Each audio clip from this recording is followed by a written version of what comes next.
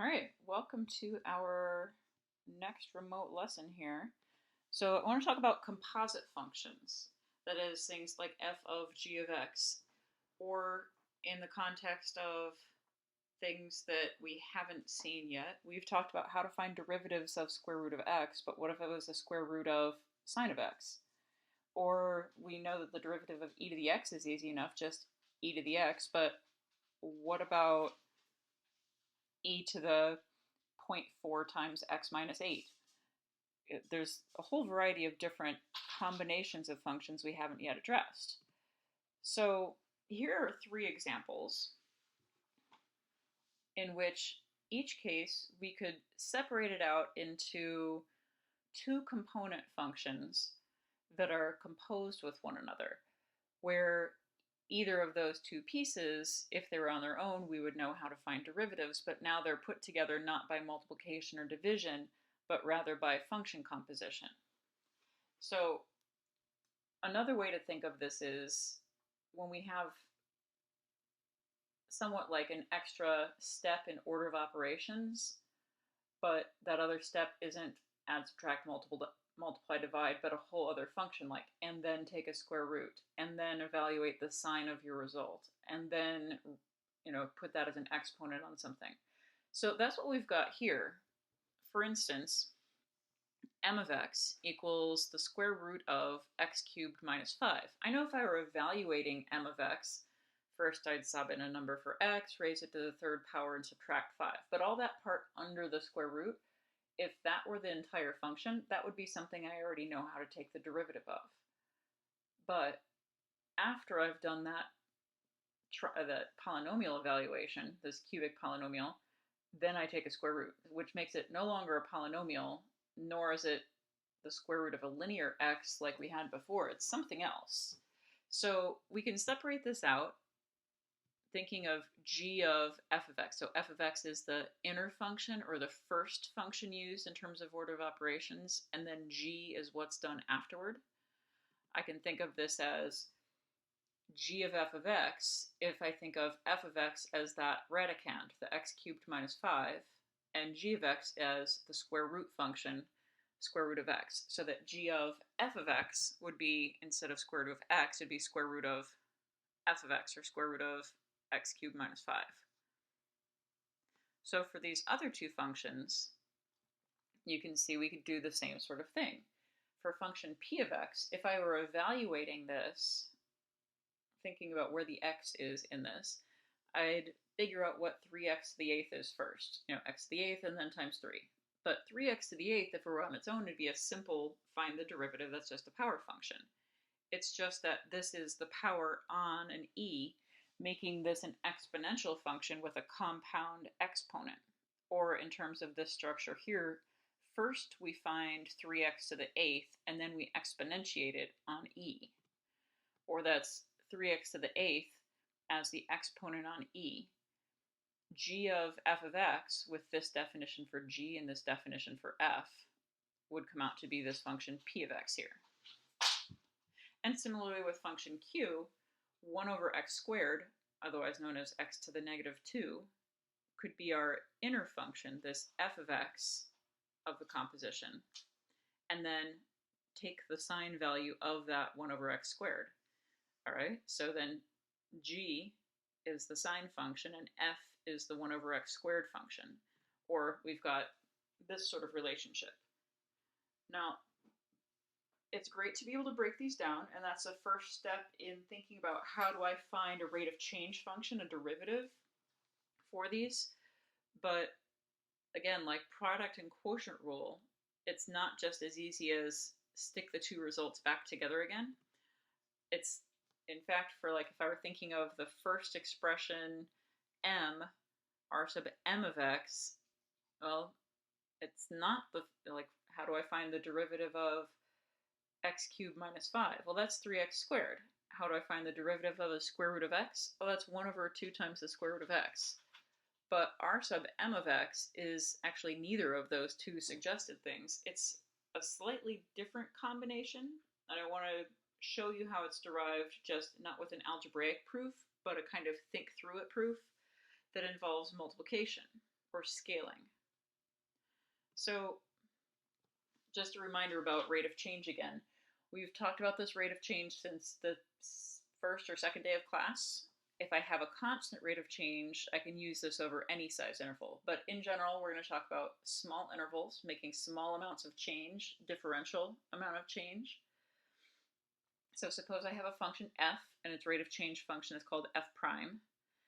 And suppose also that f prime at 6.1 is equal to 3.8. So this is just a function evaluation statement. When the x value is around 6.1, the rate of change is 3.8.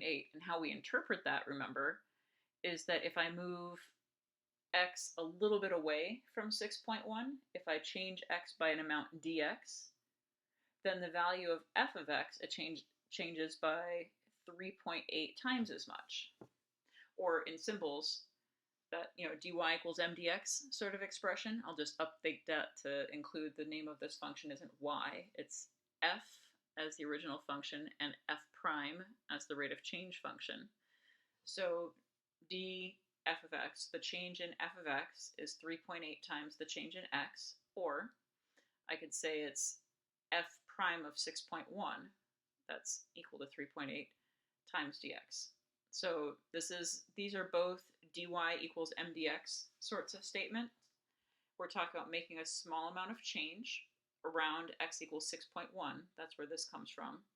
And in the moment 6.1, the rate of change of y with respect to x is 3.8. And that's where we can evaluate. We can either write it as f prime of 6.1 or we can use the value 3.8. All right, so moving away from that. Now, the numbers up in this top part look a little overwhelming at first. We'll use them kind of a part at a time. But suppose that there are two functions f and g, and the rate of change of function f is 5 when we're at the point 627. I could say r sub f of 6 equals 5, but that 27 is actually kind of important here, the y value, because I need to know the position in the f function. And then r sub g of x is equal to 3 at the point 2714. That's the same 27, by the way. Or in other words, r sub g of 27 is 3. I want to know what's the rate of change of g of f of x with respect to x when x is 6, or if I'm in this moment around x equals 6. So, all right, let's go back to the beginning here.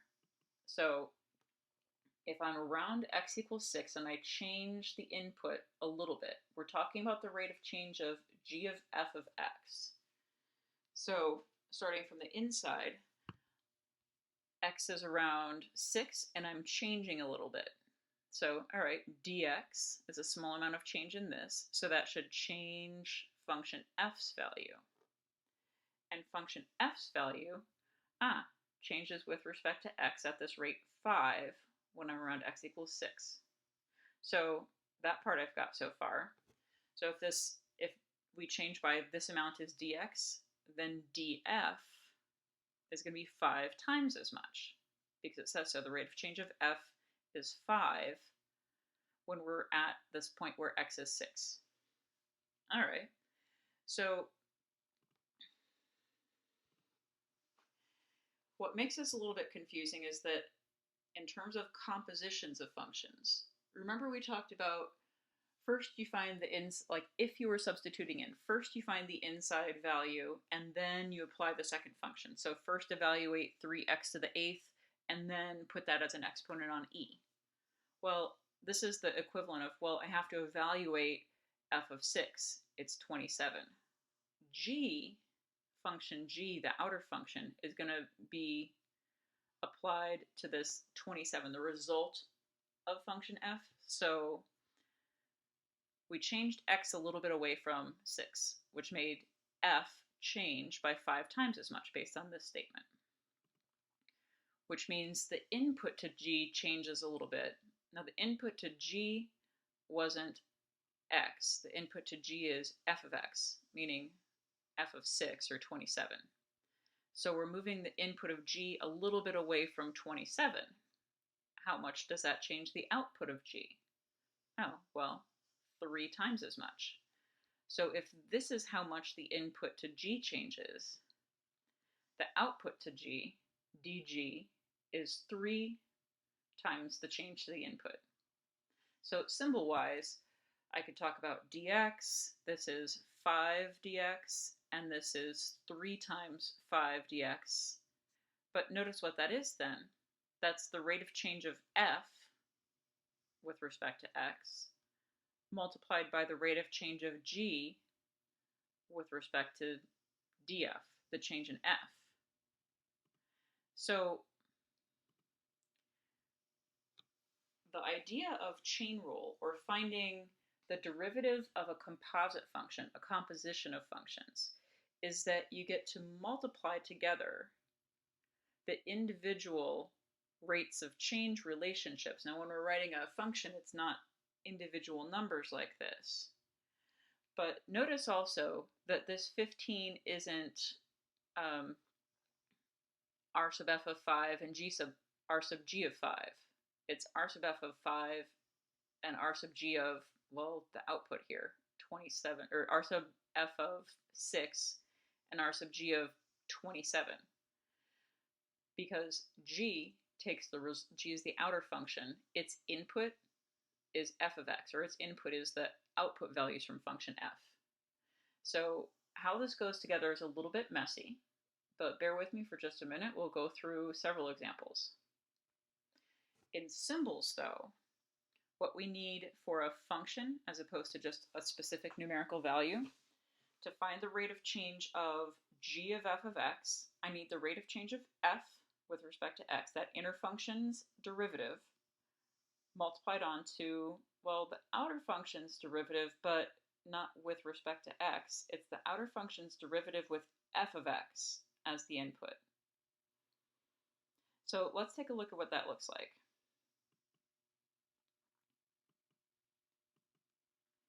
Rate of change of g of f with respect to x is the rate of change of f of x with respect to x, regular f's derivative, times the rate of change of g with respect to f of x. Now, symbol-wise, there's lots of different ways we can write this, and we can write this in different orders. It is just a multiplication of, in this case, 2 pieces. But going back to these examples we had before, these are what we were talking about, or just talking about compositions of functions. So if I want to find, and I know this is going to go away on me, if I want to find the rate of change of g of f of x, so where this is g and this is f, I need the rate of change of the inner function. So that's the rate of change of x cubed minus 5. I'm just going to kind of jot this down for myself here. Let me do it in red. The rate of change of x cubed minus 5 is 3x squared. So this is f prime of x. There's another notation. R sub f of x, f prime of x. The rate of change of g of x, if it was just its own function, finding the derivative of square root of x, it's 1 over 2 times the square root of x, using that shortcut, just remember it shows up a lot sort of rule. This is g prime of x. What I need isn't g prime of x, I need g prime of f of x. So when I'm writing out this rule here, the inner function's derivative does appear. The outer function, I don't see just the square root of x. I see the square root of, well, whatever it is. So the square root of x's derivative is 1 over 2 square root of x. The square root of something else's derivative,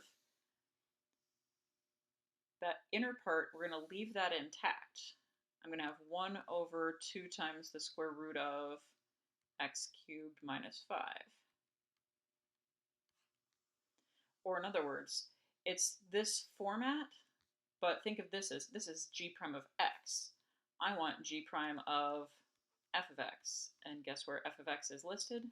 Right up here. So g prime of f of x means, well, put f of x in that spot where the x is.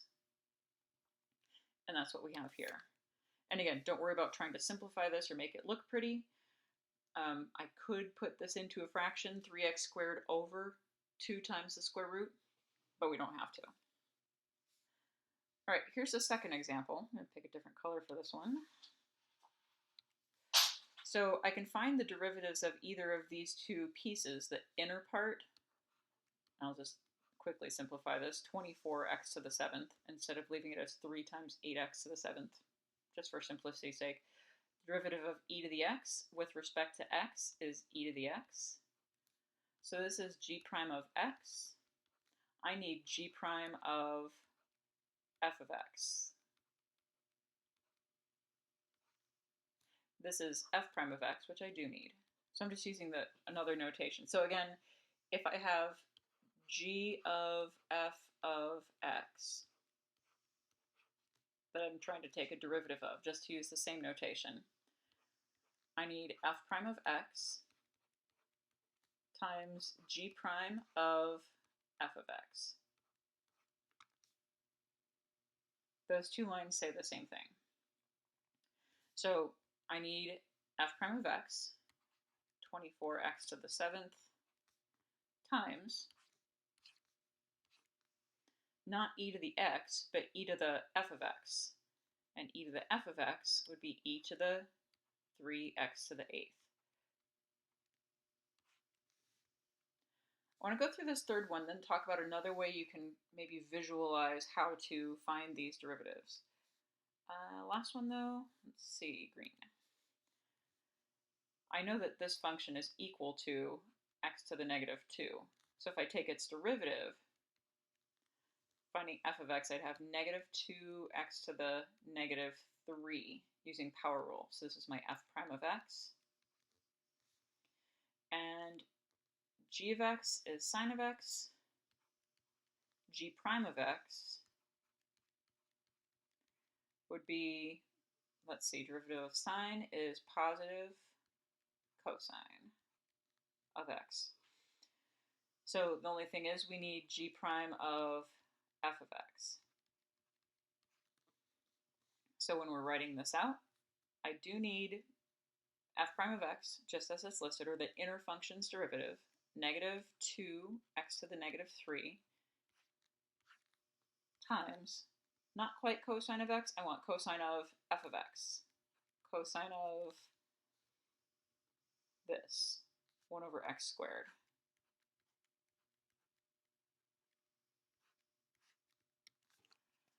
All right, so those are the three results. But again, there's a variety of ways, and I just want to point out some other things that might help you think through this. So thinking about the sine function in particular, we were just looking at that in the last lesson. It made sense that the sine function derivative should be a cosine function derivative that has the same period. Meaning, if I'm taking the derivative of a sine function, even if it's not sine of x, if it's sine of something else, the derivative should involve cosine of that same exact something else. Otherwise, the period's going to be messed up. It needs to have the same period. So sine of 1 over x squared needs to have a cosine of 1 over x squared in its derivative. Now, this other factor is to account for the fact that, well, it wasn't just an x, and the fact that it was 1 over x squared made the period not one constant number throughout, but this goes a little bit crazy. The larger x gets, this actually goes, this 1 over x squared gets smaller and smaller and smaller as x grows larger.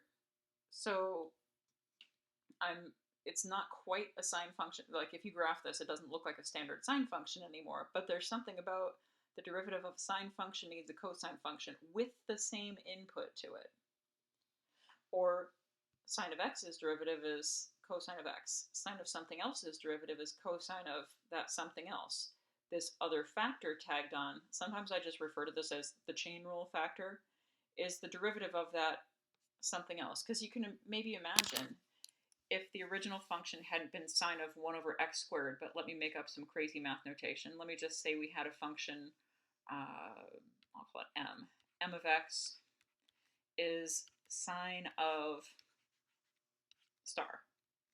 Then the derivative of this function would involve cosine of star. And whatever that star is, if it involves any x's, then I need to multiply on the derivative of that. If it is a constant, I need to multiply on the derivative of that constant, which would be 0. But whatever that is, I'm going to multiply on the derivative of that inner piece, that first step order of operations, or the inner function of chain rule. So same with these. If I have e to the x, its derivative is simple. It's just e to the x. If I have e to the something else, like 3x to the 8th, the derivative still has itself in there, e to the 3x to the 8th, times the derivative of that exponent. Or if I wanted to think of this in the same sort of silly notation, if I had e to the, let's see, I don't want to draw a smiley face, because I'll draw a smiley face with a circle around it. There we go. E to the something. Then n prime of x would still involve e to the smiley face, but then times the derivative of whatever this smiley face is, which is what this 24x to the 7th is, that inner function of order of operations.